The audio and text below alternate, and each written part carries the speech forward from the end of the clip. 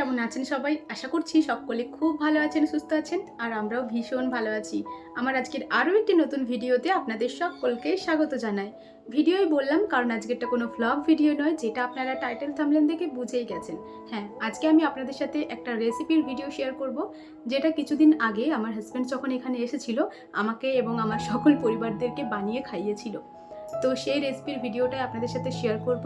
আপনারা ভিডিওটা স্কিপ না করে সম্পূর্ণ দেখতে থাকুন, আশা করি আপনাদেরও ভালো লাগবে। আর কেমন খেতে হয়েছিল না হয়েছিল সেটারও অনেস্ট রিভিউ দেব। আপনারা ভিডিওটা কন্টিনিউ করতে থাকুন, আশা করি ভালো লাগবে। তো চলুন আর বেশি বকবক করবো না, রেসিপিটা স্টার্ট করা যাক। যেহেতু আজকের রেসিপিটা আমার হাজব্যান্ড আমাদেরকে বানিয়ে খাওয়াবো বলেছিল, তো সে কারণে ও নিজেই কিন্তু গেছিল চিকেন আনার জন্য।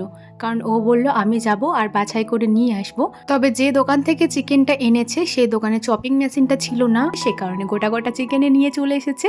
আর আমার মাকে বললাম যে মা তুমি কি পারবে এরকম চপ করতে, শুরু শুরু করে কাটতে? মা বলছে হ্যাঁ হ্যাঁ আমি ঠিক পেরে যাব। তো মা ওদিকে বটি দিয়েই চিকেনটাকে সরু সরু করে কেটে নিচ্ছে, আর এদিকে আমার হাজব্যান্ড ময়দাটাকে মেখে নিচ্ছে মোমোর ওপরের কোটিংটা দেওয়ার জন্য। তো ময়দাতে অল্প একটু লবণ দিয়ে এই যে একটু জল দিয়ে ভালো করে মাখিয়ে নিচ্ছে। আর ইনি সমস্ত কাজগুলো এতটাই তাড়াতাড়ি ভাবে করছিল যে আমি ঠিকঠাক ভিডিওটাও শুট করতে পারছিলাম না। বলছিলাম একটু আস্তে আস্তে করো, কিন্তু না, ওনার হাত সেই একদম স্পিডেই চলছে। আর এদিকে দেখুন মাত্র 2 থেকে 3 মিনিটের মধ্যেই উনি আটাটিকে ভালো করে ঠেসে নিয়েছে। বুঝতেই পারছেন কেমন ভাব ঠেসেছে, এই যে হালকা হালকা নরম হবে। তো এই সময় একটা প্লাস্টিকের মধ্যে কুড়িয়ে এটাকে আবার কিছুক্ষণ রেস্টে রাখতে হবে। কিছুক্ষণ বলতে যতক্ষণ ওই যে চিকেন চপ ওগুলো সমস্তটা রেডি হবে ততক্ষণ এটা রেস্টে থাকবে। তাহলে চলুন যতক্ষণ এটা রেস্টে থাকছে ততক্ষণ আরও একটা কাজ রয়েছে সেটা করে ফেলি।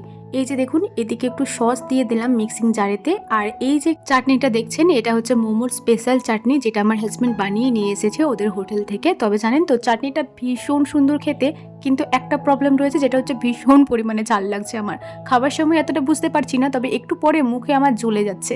তো এই কথাটাই আমি আমার হাজব্যান্ডকে বলছিলাম যে জানো তো চাটনিটা ভীষণ ভালো লাগছে খেতে, কিন্তু ঝালটা যদি একটু কম হতো না দারুণ লাগতো। আচ্ছা চাটনিটাকে কোনোভাবেই একটু মিষ্টি করে দেওয়া যায় না? তো বললো কেন যাবে না, অবশ্যই যাবে। তো এদিকে দেখুন একটু টমেটো সস দিয়ে দিয়েছিলাম, তারপর দিয়ে দিলাম ওই যে চাটনিটা, তারপর কয়েক দানা চিনি দিয়েছিলাম আর অল্প একটু লবণ। তো ওই সমস্ত জিনিসগুলোকে এখন একটু মিক্সিং জারে করে ঘুরিয়ে নেওয়া হচ্ছে। তো ভাই এদিকে মিক্সিটা চালু করে দিচ্ছে। তো এই যে ও খেয়ে দেখলো আর বললো দেখো এরপর খেয়ে কেমন লাগছে। আমি তো প্রথমেই আপনাদেরকে বললাম যে চাটনিটা ভীষণ সুন্দর খেতে লাগছিল, তবে কি ঝালটা একটু বেশি লাগছিল। তবে এই পদ্ধতি অবলম্বন করে চাটনির ঝালটাও কিছুটা কমে গেছে জানেন। যাই হোক ওদিকে চাটনিটা তো প্রায় রেডি হয়ে গেছে, মানে রেডি ছিল কিন্তু ঝালটা একটু কমিয়ে নিয়েছি। আর এদিকে দেখুন মায়ের চিকেনগুলো সমস্তটাই চপ করা হয়ে গেছে। এখানে আমরা একটু ভুল করে ফেলেছি জানেন, চিকেনটা না কাটার আগেই ভালো করে ধুয়ে নিতে হতো, কিন্তু আমরা সেটা করিনি। তো সে কারণে আমি দেখুন কাটার পরে ধুয়ে নিচ্ছি। আমার হাজব্যান্ড অবশ্য বারণ করছিল, বলছিল ছাল ছাড়ানো মাংস না ধুলেও চলবে, কিন্তু ওই যে আমার ধুয়ে ধুয়ে অভ্যাস, তো না ধুয়ে আমার খেতে ভালো লাগবে না, সে কারণে ধুয়ে ভালো করে নিকড়ে তুলে রাখলাম। আর এদিকে দেখুন ময়দাটা তো অনেকক্ষণ ধরেই রেস্টে রাখা ছিল, ওটাই এখন একটু লম্বা লম্বা করে কেটে নিচ্ছে। আর তারপর হাতে করে আরও কিছুটা সরু সরু এবং লম্বা করে নিচ্ছে। তো এই যে এভাবেই করে নিচ্ছে। আর তারপর জানেন তো নিচেতে আবার কিছুটা ময়দা দিয়ে এটাকে আবার ঘোর পাক খাওয়াবে, এই যে ঠিক এইভাবেই। ওই দিন আমার হাজব্যান্ড এই রেসিপিটা বানানোর সময় এতটাই স্পিডে সমস্ত কাজকর্ম করছিল যে আমি সত্যি কথা ঠিকঠাকভাবে ভিডিওটাই শ্যুট করতে পারছিলাম না, মানে আমার মাথাটা খারাপ হয়ে যাচ্ছিল। আমি ওকে বলছিলাম একটু আস্তে আস্তে করো, আমি এত তাড়াতাড়ি করে এদিক ওদিক ক্যামেরা অ্যাঙ্গেল ঠিক করতে পারছি না। তো আমাকে তখন বলছে যে আমি এতটা আস্তে আস্তে করছি, তার সত্ত্বেও তুমি বলছো স্পিড করছো, এর চেয়ে আস্তে আমি করতে পারবো না। তো যদি বলো এর থেকে স্পিডে করতে পারি, কিন্তু এর থেকে আস্তে করতে পারবো না। তো যাই হোক ওই কোনো রকমের সমস্ত ভিডিওগুলো শ্যুট করেছি। যাই হোক লম্বা লম্বা করে নেওয়ার পরে এই যে চৌকো চৌকো করে কেটে নিচ্ছে, আর এগুলি তারপরে গোল গোল করে বেলা হবে।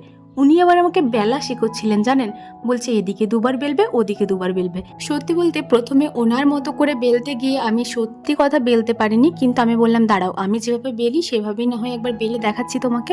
আর যখন আমি আমার মতো করে লেচিগুলো গোল করছিলাম তখন কিন্তু ঠিকঠাকই হয়ে গেছিল। এখন আপাতত বেলার কাজটা একটু বন্ধ রেখেছি। এদিকে দেখুন মায়ের পেঁয়াজ আদা সমস্তটাই কুচি করা হয়ে গেছে। তো সুব্রত বলছে আগে এগুলোকে সমস্তটা মিক্স করে রেখে দিই, তারপর না হয় বেলার কাজটা শুরু করব। তো দেখুন এদিকে প্রথমেই চিকেন চপটার ওপরে পেঁয়াজ কুচিগুলো দিয়ে দিল। আর জানেন তো এখানে আমার মা একটা ভুল করে ফেলেছিল, আদাটাও একটু চপ চপ করে কাটতে বলেছিল, কিন্তু মা আর কি লম্বা লম্বা করে মানে সরু সরু করে চিলি চিকেনে দেওয়ার মতো কেটে দিয়েছিল।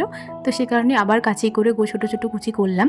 আর একটা মতো লঙ্কা কুচি দিয়েছি, কাঁচা লঙ্কা কুচি, কারণ এই লঙ্কাগুলো ভীষণ পরিমাণে ঝাল।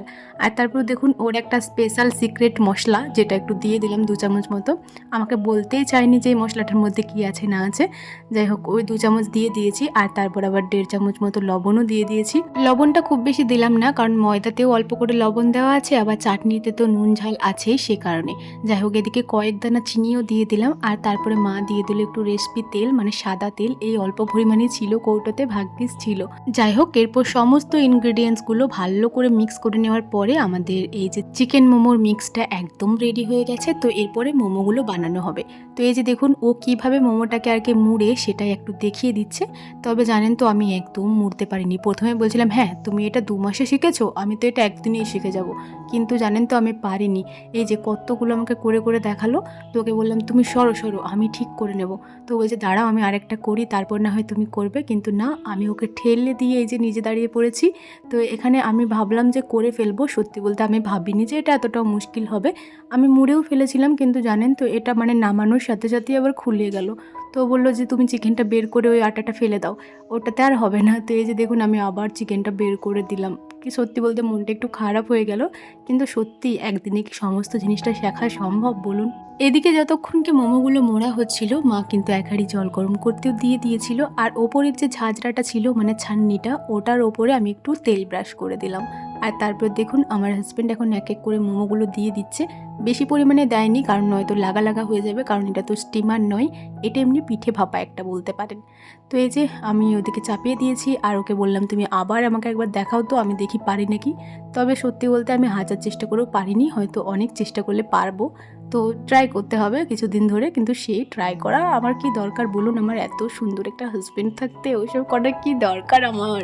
আচ্ছা, আমার বরের মতো আপনাদের বরেরাও কি এরকম সুন্দর সুন্দর রেসিপি বানিয়ে আপনাদেরকে খাইয়েছে কখনো? কমেন্টে জানাবেন তো। যাই হোক, ওদিকে মোমো স্টিম করতে বসিয়ে দিয়ে এদিকে কিন্তু স্যুপটাও চাপিয়ে দিয়েছি। স্যুপটাতে দিয়েছি চিকেন আর জল আর আদা কুচি, বাঁধাকপি কুচি, লবণ, আর ওই যে ওর সিক্রেট মশলা ওটা দিয়েছি 2 চামচ, আর লঙ্কাও দিয়েছি। যাই হোক, এরপরে মোমোগুলো দেখছি স্টিম করা হয়েও গেছে বেশ কিছুক্ষণ পরে।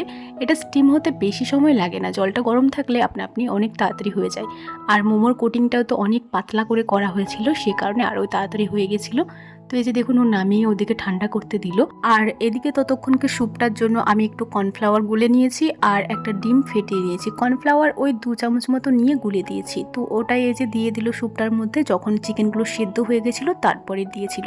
যেহেতু অল্প চিকেন ছিল কুচি কুচি করে কাটা, তো সে কারণে খুব বেশি সময় লাগেনি সেদ্ধ হতে।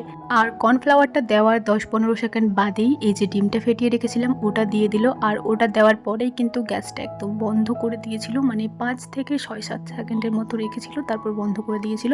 তবে জানেন তো, চিকেন স্যুপ আমার ভীষণ ভালো লাগে, কিন্তু উনি এই যে ডিমটা দিয়ে দিল তখন আমি বুঝতে পারিনি। তারপর আমি ভাবছি আমি তো এভাবে ডিম দিলে খাই না, তো কি আর করা যাবে, স্যুপটা আমি খেতে পারিনি।